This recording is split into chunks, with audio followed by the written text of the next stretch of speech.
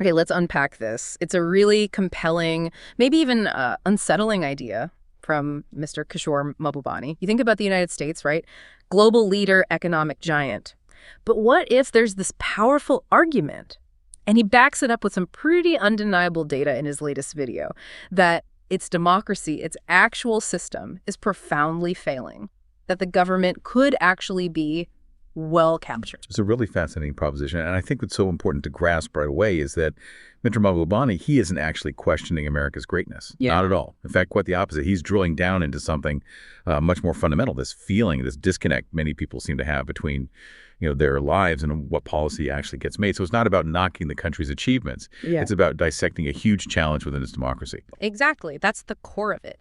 So our mission here today is to get you up to speed fast on his core arguments, the evidence he uses, which is frankly startling and maybe even a potential way forward, all from this one analysis. You'll definitely walk away better informed on a critical global issue. And hey, if this is the kind of analysis you value, the kind that really digs deep, you need to subscribe to the Geopolitics Gazette YouTube channel. Seriously, do it right now. Hit subscribe. Stay in the loop. Okay, so let's jump right into the main idea. Mr. Mahbubani is crystal clear up front. This isn't about whether America is a great country. It is. Undeniably. I mean, think about it. Sending a man to the moon. No one else has really copied that achievement, have they? And consistently winning more Nobel Prizes than anyone else across pretty much every field. That says something huge about innovation, about brain power. It absolutely does. So the real debate, the heart of his point, isn't about greatness. It's about whether the democracy itself is actually delivering for the people. And he shares this really personal, quite striking observation. He's been visiting the U.S. for 5 decades. He remembers a time, he says, when it felt like a genuinely happy country.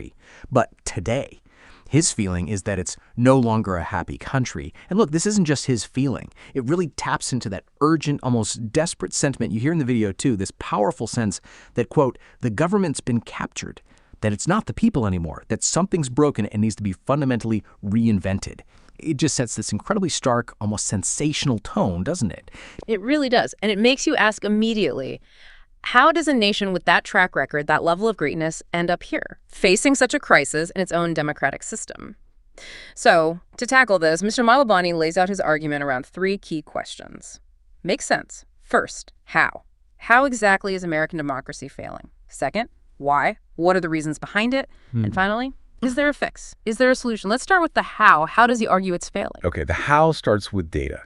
Just undeniable data that paints a pretty grim picture, especially on economic disparity. He brings up research like Thomas Piketty's 2018 paper showing this shocking stagnation, even a decline for the bottom half of Americans. And this is happening while the very top, the wealthiest, see this massive income surge. Get this. The bottom 50%, their share of pre-tax income, it went from 21% back in 1970 Okay. down to just 13% by 2014. It's nearly cut in half. Wow. Yeah. And in that exact same period, the top 1%, their share doubled from 9% up to 20%. Doubled. So a complete reversal of fortunes, essentially. So it's a fundamental reshaping of who gets the benefits of the country's wealth. That is more than just a shift. That sounds like the whole system tilting. It changes everything about opportunity for millions of people. And it gets even starker if you look at wealth, not just income. The super rich, the top 0.1%, their slice of the pie jumps significantly. Meanwhile, the bottom 40, 50%, their already tiny share, got even smaller. And the middle class, the supposed backbone, their share of the national income just plummeted from 62% in 1970 down to 42% by 2020. 62 down to 42. While the upper income folks saw their share explode from 29% up to 50%. So Mr. Mahbubani's conclusion, and it's a heavy one, is that the people are not benefiting from democracy. It seems like a country's becoming just for the rich, just for the elites. When you see numbers like that, I mean, what else are you supposed to think about fairness? That is a deeply, deeply disturbing picture painted by the numbers. But he doesn't stop there, right? There's a second indicator he points to, maybe even more alarming.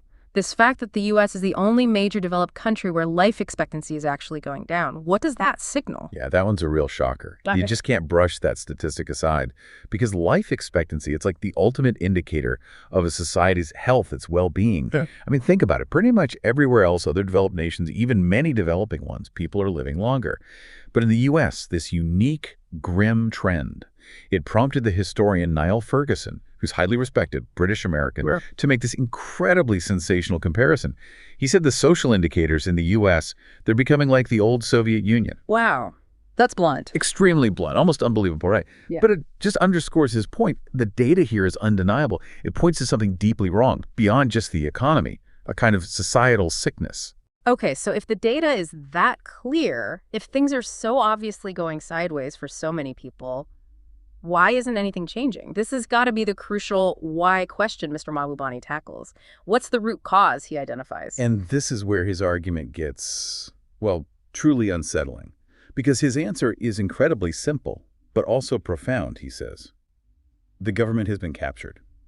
That's it. He explains that, yeah, you have all the rituals of democracy, people vote, they speak out, they protest, but fundamentally nothing changes. Because the government, he argues, simply isn't listening to the majority anymore. It's not responsive. And he's not just saying this off the cuff. He actually brings in some heavy-hitting academic work to back this up, which makes it even more disturbing. Oh, absolutely. He goes into detail about these findings from two Princeton economists, Martin Gillen and Benjamin Page. Game-changing research.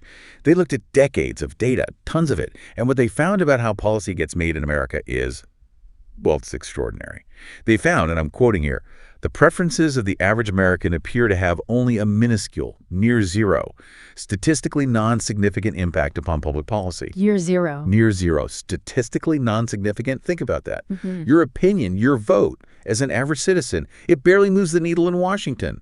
But conversely, they found the preferences of economic elites have far more independent impact upon policy change. That is just a chilling indictment. So the majority doesn't rule. Not really. Not when it comes to actual policy outcome. That's exactly their conclusion. It's staggering. They state flatly, the majority does not rule. If what most citizens want clashes with what economic elites or powerful organized interests want, the majority generally loses. Full stop. And Mr. Mahbubani points out how this happens. It's subtle. It's, as he puts it, in a very careful subterranean fashion. It's not usually the kind of blatant corruption you see in headlines. It's more through things like massive lobbying, the way campaigns are financed, complex regulations, all things that quietly shift decisions away from what most people want. It's this kind of quiet capture. Incredibly stark. A system fundamentally changed, but kind of under the radar. And there's a name for this, isn't there? A pretty powerful term coined by someone very credible. There is. Mr. Mahbubani brings up Paul Volcker, Yeah. Former head of the U.S. Federal Reserve, hugely respected figure. Volcker said that functionally, the United States has basically become a plutocracy. A plutocracy. Yeah, and Volcker was very clear in the definition. A plutocracy is simply not a democracy. It means rule by the wealthy. When you hear that word from that source, it just forces you to rethink everything. It makes the why behind the data feel undeniably real. Which, honestly, really highlights why subscribing to the Geopolitics Gazette YouTube channel is so important. These are the kind of essential, deep insights that really cut through the usual noise. You won't get this perspective everywhere. Seriously, pause this for a second. Go subscribe. Get this perspective. Okay, so we've got how the stark data on inequality and life expectancy. We've got the deeply unsettling why, this idea of a captured government, a plutocracy. Now, the big one. The hopeful question, maybe, but definitely challenging. Can this actually be solved? Does Mr. Mahbubani offer any kind of path forward? He does believe it can be solved, but, and this is key, he stresses it needs deep structural change, not just tinkering around the edges. He suggests we need to look back, actually, back to the fundamental wisdom of some great philosophers, kind of like going back to first principles. And he specifically mentions John Rawls, right? A giant in political philosophy. How does Rawls' thinking fit into a possible solution here? Exactly, Rawls. He reminds us of Rawls' big idea from a theory of justice. It's called the difference principle. Basically, Rawls argued you can justify the rich getting richer only if that also benefits the least well-off, say the bottom 10%.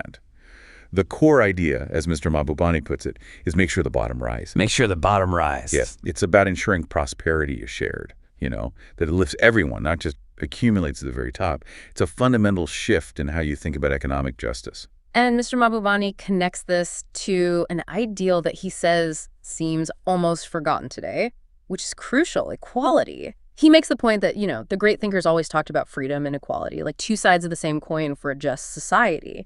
But today, it feels like the word equality just gets overlooked. It's all freedom, freedom, freedom, and the balance is lost. Right. So his proposed solution, ultimately, is about fundamentally reorienting priorities. He's calling for creating a society where the majority, especially that struggling bottom 50%, genuinely feel a sense of well-being. And maybe even more than that, they need to feel like they are co-owners of the society, like they have a real stake in it, in its success and its governance. That, he argues, is what democracy is supposed to do.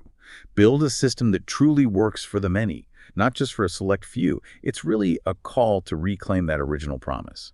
So quite a journey through Mr. Mahbubani's analysis in his latest video. The undeniable data, income gaps widening, life expectancy falling, painting this picture of a society really under strain.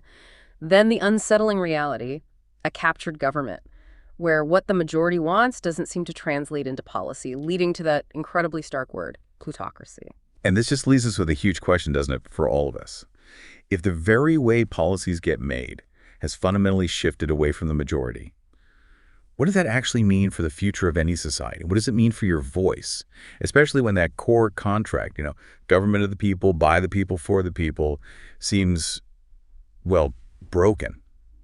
What's our responsibility as citizens to really grapple with these truths and maybe push for some real systemic change?